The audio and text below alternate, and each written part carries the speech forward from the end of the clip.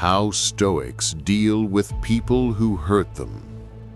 There will always be people who hurt us. A careless word, a betrayal, a broken promise.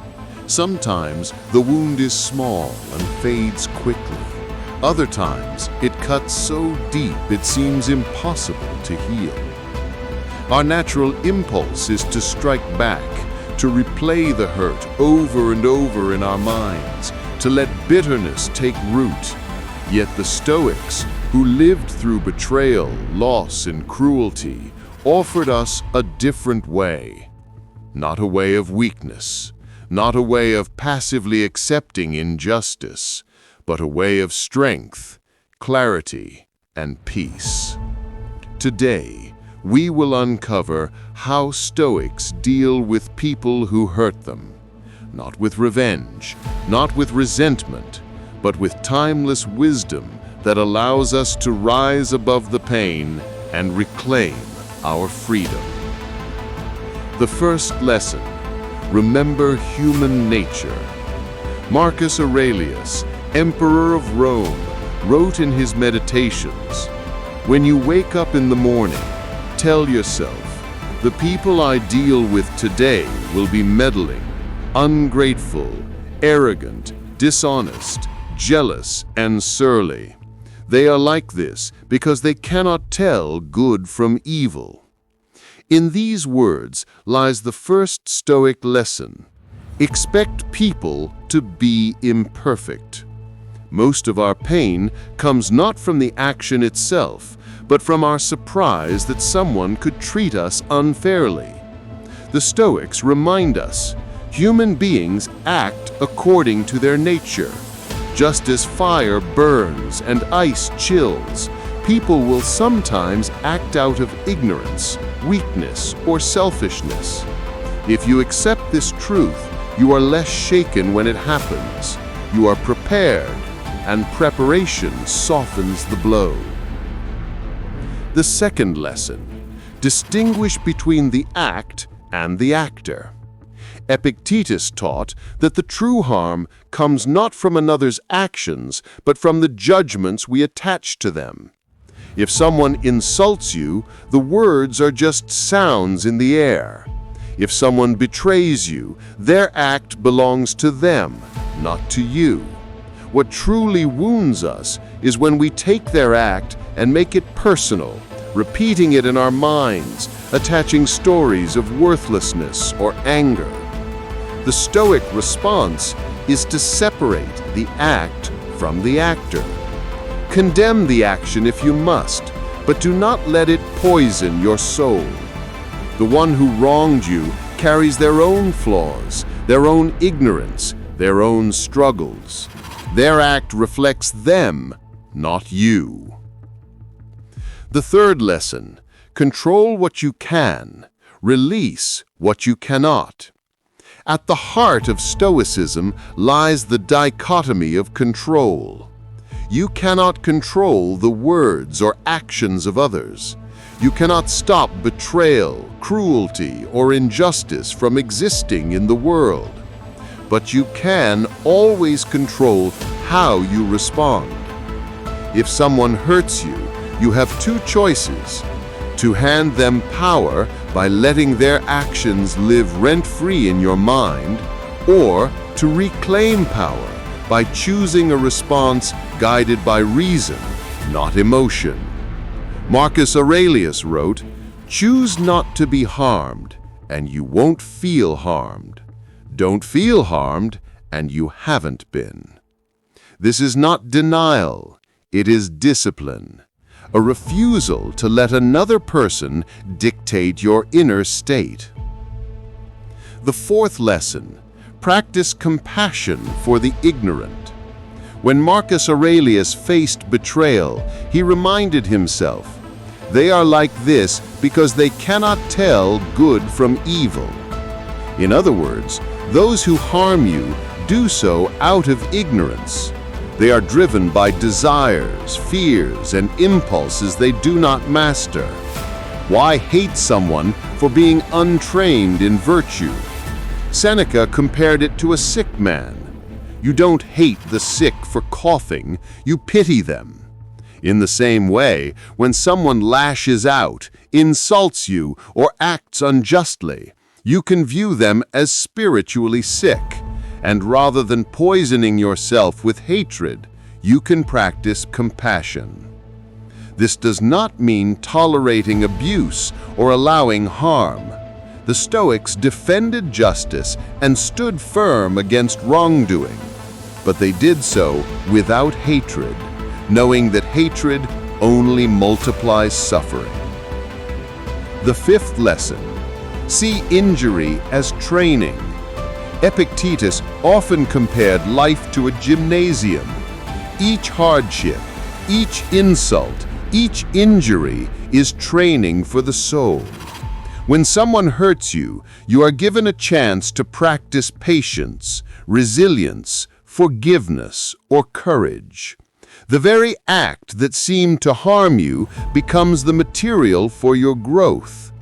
As Epictetus said, difficulties are things that show a person what they are. The next time someone wrongs you, pause. Instead of asking, "Why me?" ask, "What virtue can I practice here?" That shift turns pain into power. The sixth lesson: the view from above. Marcus Aurelius used a mental exercise called the view from above. He imagined himself soaring high above the earth, seeing cities, wars, quarrels, betrayals, all reduced to tiny scenes in the vastness of existence. From that perspective, the insult that seemed so sharp becomes insignificant. The betrayal that consumed your thoughts becomes a small event in the grand flow of time. Life is short. Death comes to us all. Do not waste your brief days replaying the wounds given by others. Rise above them. The seventh lesson: remember your own faults. Seneca once wrote, "How much better to heal than to seek revenge from injury? For the one who heals benefits, and the one who seeks revenge harms himself." And Marcus Aurelius reminded himself, "When you are offended at any man's fault, turn to yourself and study your own failings. Then you will forget your anger." We too have hurt others, whether through carelessness, weakness, or ignorance. If we expect forgiveness for our faults, why not extend it to others? To demand perfection from others while excusing ourselves is hypocrisy. By remembering our own imperfections, we soften the sting of another's actions. The eighth lesson: justice without vengeance. The Stoics were not naive. They did not believe we should let injustice reign freely. Justice is a cardinal Stoic virtue. If someone harms you or others, the Stoic way is to pursue justice calmly, with reason, and without vengeance. Take the necessary actions to protect yourself, to set boundaries, to uphold fairness, but do not let anger guide your hand. A judge does not sentence out of rage, but out of justice. A Stoic does the same. The ninth lesson: focus on your own virtue. Epictetus told his students, "It is not what happens to you, but how you react to it that matters." When someone hurts you, the real question is not what did they do, but how will I respond? If you answer hurt with hatred, you descend to their level. If you answer harm with virtue, you rise above it. The Stoic knows that the highest revenge is not revenge at all, but living in accordance with reason, courage, justice, and self-control. The final lesson: forgiveness as freedom. Forgiveness to the Stoic is not a gift to the other. It is a gift to yourself. As long as you cling to resentment, you remain chained to the one who harmed you. They occupy your mind, your emotions, your peace. But when you release them, when you say, "I will not let your actions define me," you become free. Marcus Aurelius wrote, "The best way of avenging yourself is not to become the wrongdoer. In letting go, you rise above. In forgiveness, you reclaim your soul."